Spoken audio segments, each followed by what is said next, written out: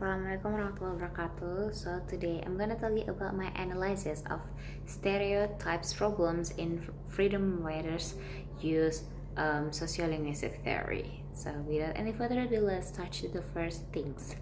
So first is abstract. Actually, freedom writers is a movie that produced at 27, and this movie directed by Richard Lagerfenes.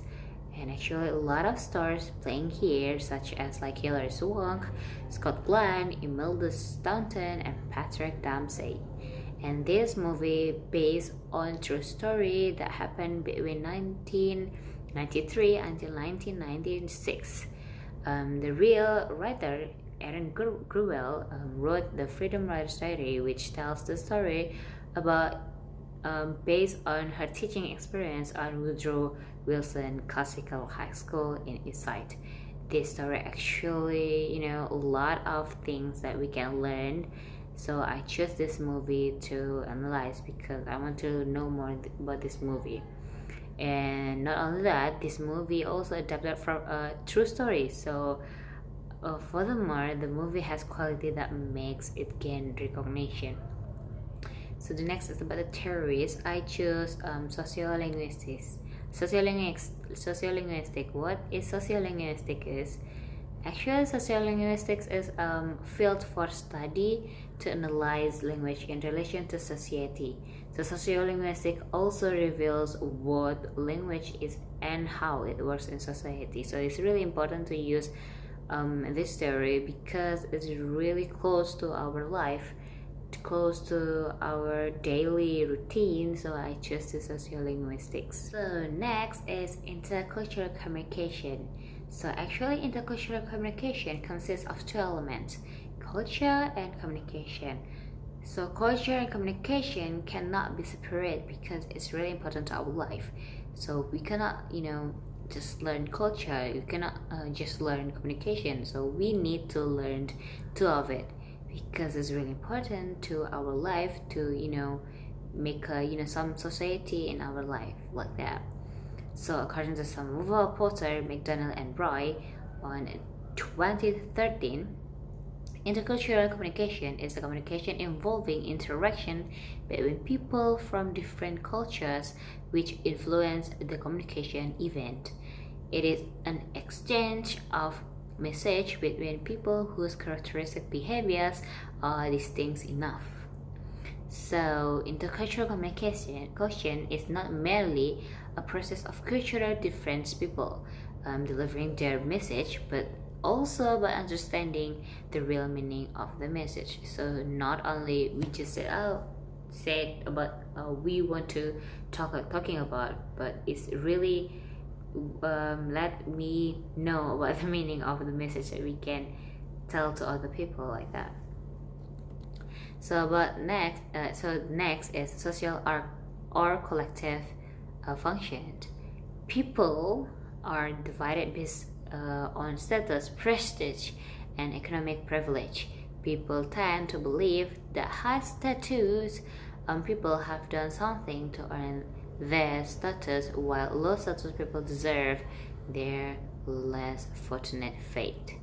So based by Operario and Fiske and Snyder 25 point out that stereotypes produced by powerful person toward less powerful ones to create more problems.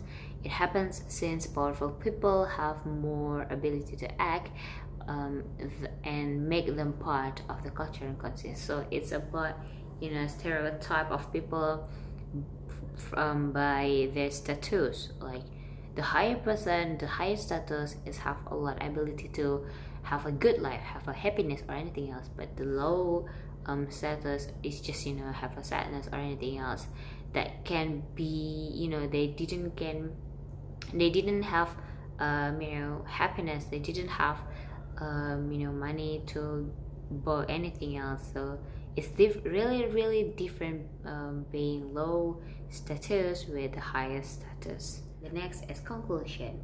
Yeah, we arrive at the conclusion. So based on my findings and discussion, there are two conclusions that can be included from this film. So first is 5 categories bases the stereotypes that occur in freedom fighters movie. So what the characteristics are is first gender. As you can know, women and men have a different status. Women just just need to cook, just need to be a servant or anything else, and the man such work, give food and anything else about that. So the next is race. Yeah, it's really important because a few months ago, or I don't know, I forget, is Black Lives Matter, right? Yeah, that's the example of this topic about race, because all people believe that white people are really have a high status and the black person just have a lower status. I don't really agree with this actually, but yeah, I get this from this movie though. So the next is age. Older and younger is really different.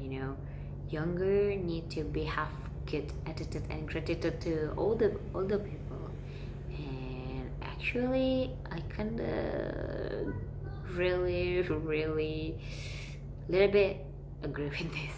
Okay, so the next is physical features, like beautiful person or handsome person will be accepted in our society, but the ugliest person or anything else is really kind of hard to accept in this society. That's I really disagree about that, because everyone beautiful by the way they are, right? So the last is occupation or socio-economic status. Occupation, so if they didn't have a work, they have a low status, like in the lowest status. But if they have a work, like maybe CEO, maybe or anything else, they have a higher status. Okay, so the next conclusion that I got from this movie are the race is considered the category with the most evidence differences in the characters in freedom consists of people of various races. So black person, white person, okay, they see each other almost every day.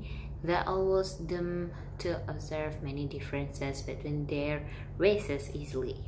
Falling to the race, the age has the second highest number of occurrence with 7 data in total. So actually the first thing that really